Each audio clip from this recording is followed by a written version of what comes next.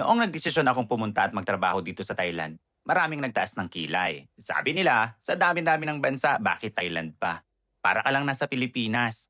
At nung una, gets ko rin naman. Oo, maraming bagay na pareho o magkatulad. Parehong mahilig sa street food, mahilig sa rice, maraming motor, maraming small businesses, at makikita mo rin yung mga taong nagkakantahan, nagkwekwentuhan, at nagtatambay, pero hindi sa labas ng kalsada, kundi sa coffee shop o sa kaliwat ka ng restaurant. Pero habang tumatagal ako dito, unti-unti kong nakikita na hindi pala ganun kasimple. Maraming bagay na maganda at mas advanced dito sa Thailand. Gaya na lang ng transportation. May BTS, MRT, airport trains, motorcycle taxis, tuk-tuk, at iba pang option na makakatulong para makapunta ka sa iba't ibang lugar nang hindi ka matatakot bumiyahe na mag-isa sa hating gabi. Tapos yung mga residential areas, ang daming condos, ang daming townhouse, at housing developments na makikita lalo na sa mga urban areas. Isa pa sa mga napansin ko yung convenience. Kahit late na, madalas may malapit na convenience store tulad ng 7-Eleven, kada kanto meron. Tapos pareho lang ng presyo sa grocery, food shop, pharmacy, or local markets. Tapos yung mga night markets.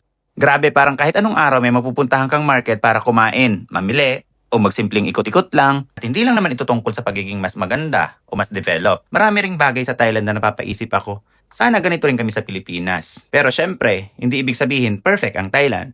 May mga bagay din dito na nami-miss ko sa Pilipinas. Ang point ko lang, nung pumunta ako dito, akala ko magiging parang Pilipinas lang. Pero habang tumatagal ako dito, mas nakikita ko yung mga differences. Hindi pala ako pumunta dito para humanap ng Pilipinas. At hanggang ngayon, marami pa rin akong natututunan. Kaya kung gusto niyo pang makita kung ano-anong mga bagay na napansin ko na lamang o mas convenient dito sa Thailand kumpara sa Pilipinas, samahan niyo ako sa mga susunod na videos.